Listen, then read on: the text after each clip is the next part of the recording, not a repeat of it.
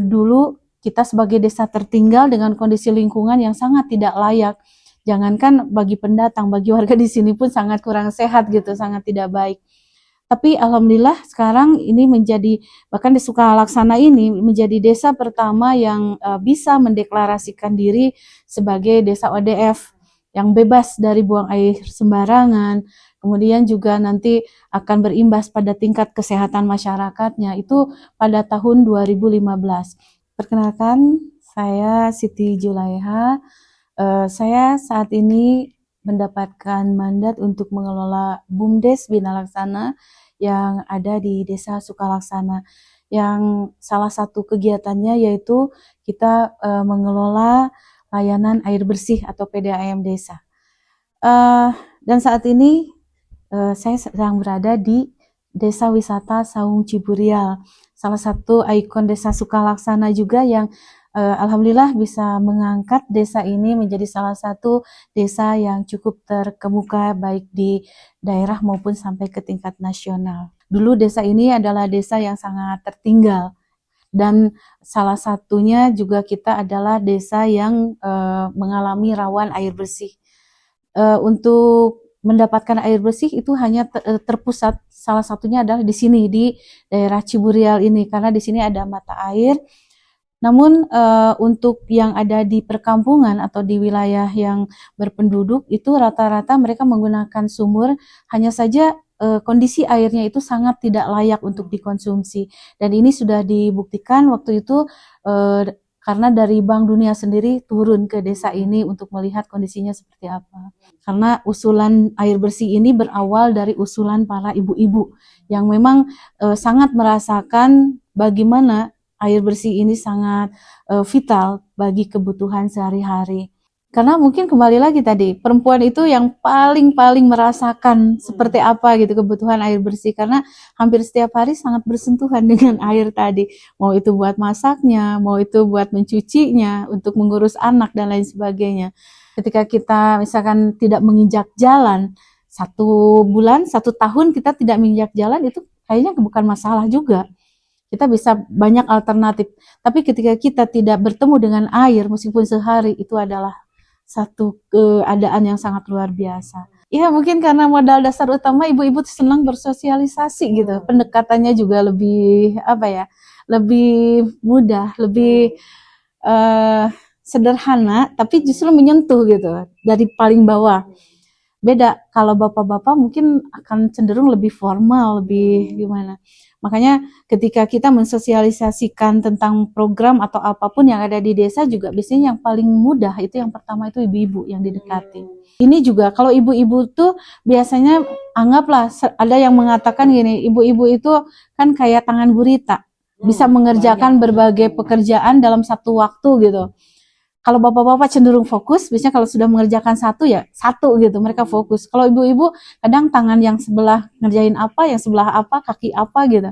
Itulah ibu-ibu. Makanya mungkin lebih lebih nyantai gitu menghadapi semuanya karena mereka itu istilahnya tadi nyambi, bisa membagi waktu tanpa beban juga, karena kalau bapak-bapak orientasinya mungkin bagaimana harus menafkahi keluarga dan sebagainya. Kalau ibu-ibu cenderung menikmati. Minimal kalau kita lihat ibu-ibu di desa sekarang rasa percaya dirinya semakin tinggi gitu kan, kemampuan-kemampuan lainnya juga mengikuti. Jadi banyaklah hal-hal positif ketika mereka ikut bergabung, ikut berkegiatan, ikut membantu dalam berbagai program. Selain mereka memberikan dampak positif bagi desa, kegiatan itu juga memberikan dampak positif bagi mereka secara pribadi. Gitu. Karena ketika kita bisa melakukan sesuatu dan itu memberikan dampak atau manfaat yang sangat baik, yang sangat luar biasa bagi orang lain, kebanggaan. Bangga meskipun kita tidak dibayar gitu kan, tapi dengan menjadikan diri kita lebih bermanfaat, itu menjadi sesuatu yang sangat luar biasa. Jadi itu tidak bisa diukur dengan materi. Air bersih ini juga menjadi sangat vital karena mau tidak mau ketika kita mendeklarasikan diri sebagai desa atau destinasi wisata, berarti kita harus ditunjang dengan lingkungan yang memang nyaman, representatif bagi para pengunjung. Dan itu salah satunya kita juga ditunjang oleh keberadaan program air bersih. Masyarakat di sini memang sudah ditetapkan salah satunya untuk mendapatkan layanan air bersih mereka harus punya kewajiban untuk memiliki jamban, kemudian juga mereka harus punya septic tank sehingga tidak ada lagi tadi hal-hal yang sangat merusak lingkungan dan pemandangan yang ada di sini. Tantangan yang paling utama tuh tadi bisa mengalahkan dominasi dari pola-pola pikir yang bisa dalam tanda kutip kita bilang ortodoks gitu ya. Perempuan tuh bisa apa? Sebenarnya mereka itu bisa. Jadi awalnya dari apa? Bangun rasa percaya dirinya bahwa kita mampu, bahwa dia bisa juga mampu. Pengurus BUMDes kalau di awal yang pertama kali itu bapak-bapak semua. Nah, kemudian mundur semua, akhirnya perempuan semua justru yang tampil. Nah, sekarang kita coba lagi formasinya, kita gabungkan, tapi 2 perempuan, 1 laki-laki. Karena kita gini logikanya, biasanya perempuan itu lebih lebih apik gitu ya. Biasanya dengan hal-hal yang sifatnya jelimet itu kayak administrasi. Biasanya dengan kalau oleh perempuan itu lebih rapi.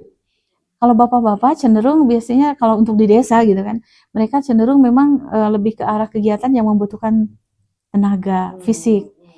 Jadi kalau berbicara kiat atau misalkan bagaimana upaya-upaya kita supaya semuanya bisa berjalan sesuai dengan yang kita harapkan, kembali lagi prinsipnya ada beberapa prinsip nih yang harus kita pegang kalau di sini. Pertama, bagaimana kita membangun harmonisasi semua yang ada di desa, baik dari pemerintahan, dari tokoh-tokoh masyarakat, kemudian juga dari pengelola yang ada di sini.